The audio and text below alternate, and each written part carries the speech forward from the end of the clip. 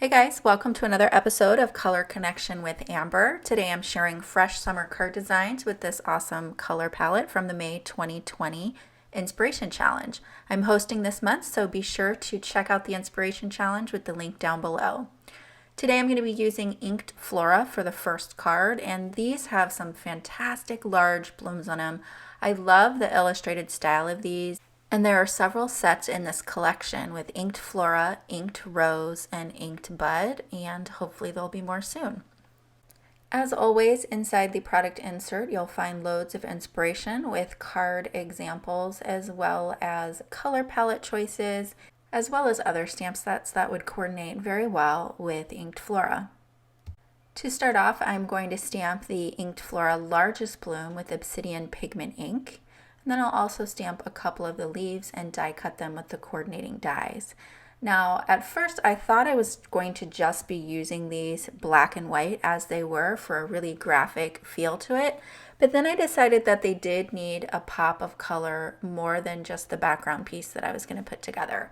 So because I've already stamped this in Obsidian Pigment Ink, which is not Copic safe, I decided to do the dotting technique for coloring so that I'm not swiping the marker over the ink.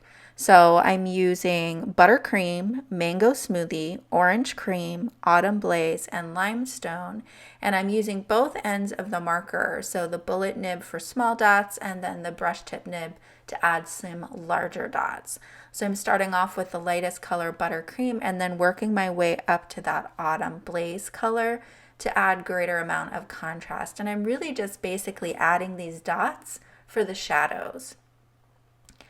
After I have what I feel like is a good amount of dots, and you can see that I'm adding these larger ones with the brush nib, then I decide that I need some additional shadow. So I'm using the limestone artist marker to add some additional shadows. I'll have a list of all of the products used down below, so be sure to check that out if you're interested in a particular color.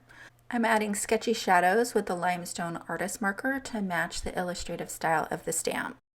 I decided I wanted to inlay the cardstock strips, and so I have a piece of Neenah here with some tape runner on it, and I've trimmed a small edge off of the turquoise blue cardstock, and then I've trimmed a 3/16 inch wide strip of orange cardstock and a 1/8 inch wide of yellow cardstock.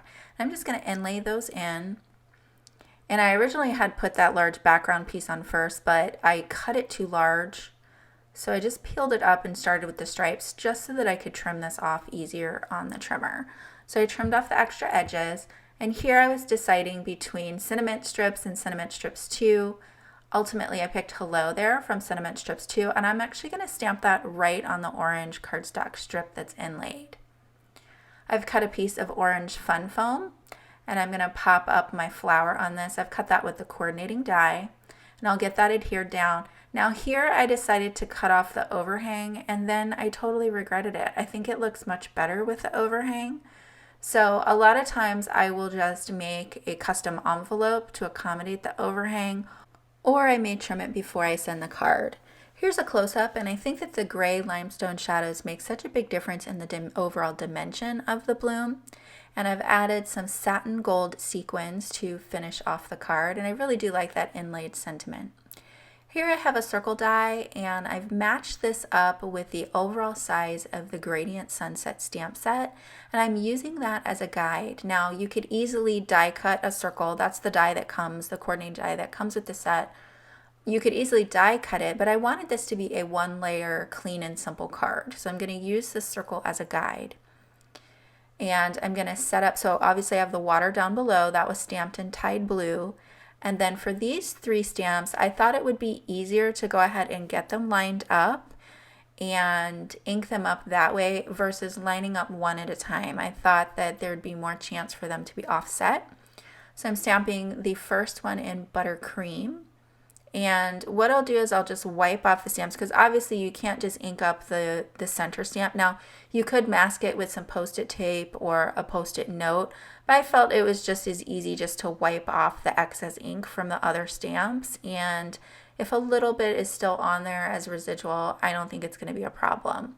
So you can see there's just a touch of yellow on that last stamp there. that's going to get covered up by the orange cream. So I had buttercream, then warm sunshine, and then orange cream. Here I have one of the sentiments from the set. This is summer, and I'm going to stamp this in Obsidian Pigment Ink. And here it looks really nice, and then I stamped it a little bit offset, but it ended up working out because then it actually centered the sentiment vertically. So I'm going to go with it. Here I've lined up the palm tree with the M to run straight through the vertical part of the M there. And I've just added a couple of the silhouette birds, and that's the finished card. Super simple. I love this color palette with the Gradient Sunset Stamp Set. It reminds me of a graphic tee that you might find on vacation. And I think it's just really striking and perfect just the way it is. Of course, you could add a little bit of black splatter or some sequins if you like. Thanks so much for joining me today. Be sure to enter your projects into the May 2020 Inspiration Challenge. I'll have that link down below. Like and subscribe if you haven't already, and I'll see you real soon with more inspiration.